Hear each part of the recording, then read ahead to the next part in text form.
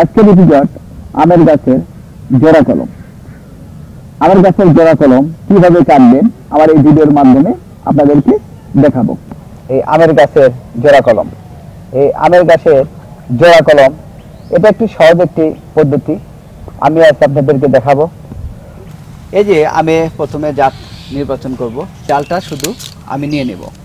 এই কেটে নেওয়া শেষ, এই দেখুন, কিন্তু কুশিটা কাটবেন না, এখান থেকে আপনার কুশি বের হবে। আর আমি কোথায় কেটে নেব, ঠিক এই যে এই গাছের এই যে ডালের এখানটা আমি কি সুন্দরভাবে চিকা চার দিয়ে আমি কেটে নেব। এই যে কেটে নিলাম, আমি সুন্দরভাবে কেটে নিলাম। প্রথমে আমরুপালি গাছের ছোট্ট একটি ডাল নিলাম, এই যে চিকা চার দিয়ে বা ধারালো কিছু দিয়ে কেটে নেবেন এভাবে। এই যে কেটে নিলাম আমি প্রথমে, এই দেখেন গাছের মধ্যে ডেবে দেবো, ধারালো চাকু দিয়ে চেঁচে নেব। এই ডালের অর্ধেক আমি মানে হাফকে আমি ফেলে দিলাম, সে যেন বসানো যায়, এই জন্য এখানে ছোট্ট একটা আমি রাখলাম। এইটা আমি কি করব, এর সাথে এখন আমি সুন্দরভাবে এই যে অ্যাডজাস্ট করে দেব। এই দেখুন, এই যে অ্যাডজাস্ট করে দিলাম, এই যে অ্যাডজাস্ট হয়ে গেল সুন্দরভাবে।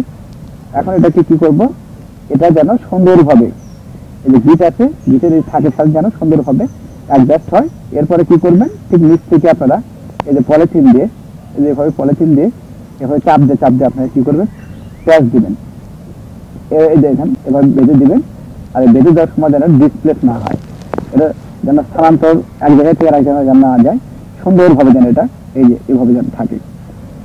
মানে এক কথা যেন এটা যেন মানে বাঁধার সময় যত্ন সহকারে বাঁধবেন। এই যে আমি বেঁধে রেখেছি, দেখেন সুন্দরভাবে একটার সাথে একটা আটকায় গিয়েছে। তো এইভাবে আপনারা একটু চাপ দিয়ে একটু সুন্দর করে, এই যে সুন্দর করে এভাবে আপনারা কি এটা পেঁচায় নেবেন। এই পলিথিনটা এভাবে পেঁচায় নেবেন, এই যে এভাবে পেঁচায় নেবেন, এই যে এই যে পেঁচায় নিলাম।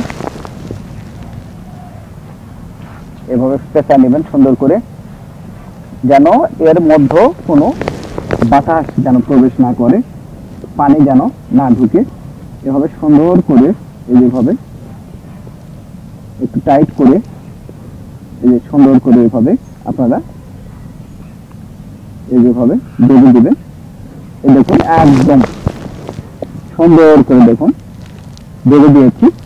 এটাকে আপনারা পলিথিন দিয়ে সুন্দরভাবে বারবার পেঁচে নেবেন শক্ত করে, যেন লাইন চুপে না হয়।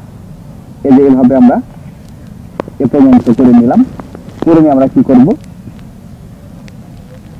এই যে পলিথিনটা দেখতে পাচ্ছেন, এই পলিথিন দিয়ে এই মাথাটা ঢেকে দেবো, ঢেকে দিয়ে ছোট্ট একটু ফাঁক রাখবো, এখান থেকে যেন এই কচি পাতাগুলো বের হতে পারে, কুশি বের হতে পারে। এই জন্য আমরা কি করব, আগে এখানে একটা বাদ দিয়ে নেব। এই যে একটা বাদ দিলাম, এই যে বাদ দিলাম। এরপরে আমরা কি করব, এই যে এভাবে এই যেভাবে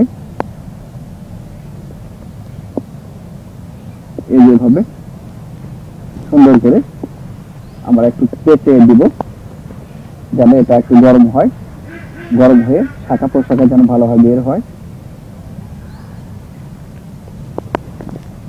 এই যে পলিথিনটা বেঁধে দিলাম, আমার কলম কাটা শেষ, জোড়া কলম কাটা একদম শেষ। এই দেখুন 30 দিন পর এখান থেকে আপনার সুন্দরভাবে কচি পাতা বের হবে।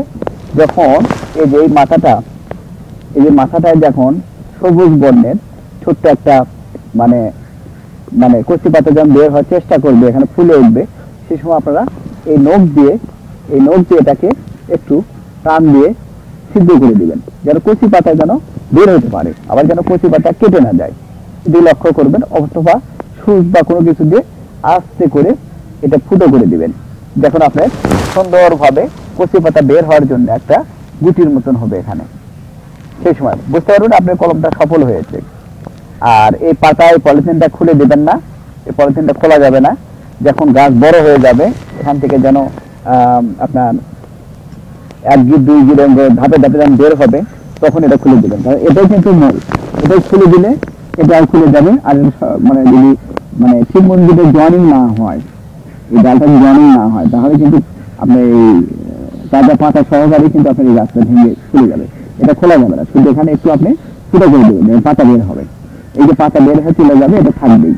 যখন গাছটা মোটা হয়ে যাবে, বড় হয়ে যাবে, তখন আস্তে আস্তে দেখবেন যেটা নর্মাল হয়ে গেছে পলিথিন, তখন খুলে দেবেন, দেখবেন একদম অ্যাডজাস্ট হয়ে গেছে। আপনারা এইভাবেই নিজে নিজেই এই জোড়া কলম করতে পারেন, খুব মানে সহজ একটি পদ্ধতি। তো আপনারা অপেক্ষা করবেন, অপেক্ষা করে এই অবশ্যই মনে করে এই এখান থেকে ছিদ্র করে দিবেন, সুইচটা ছিদ্র করে দিবেন যখন এখানে গুটি হবে।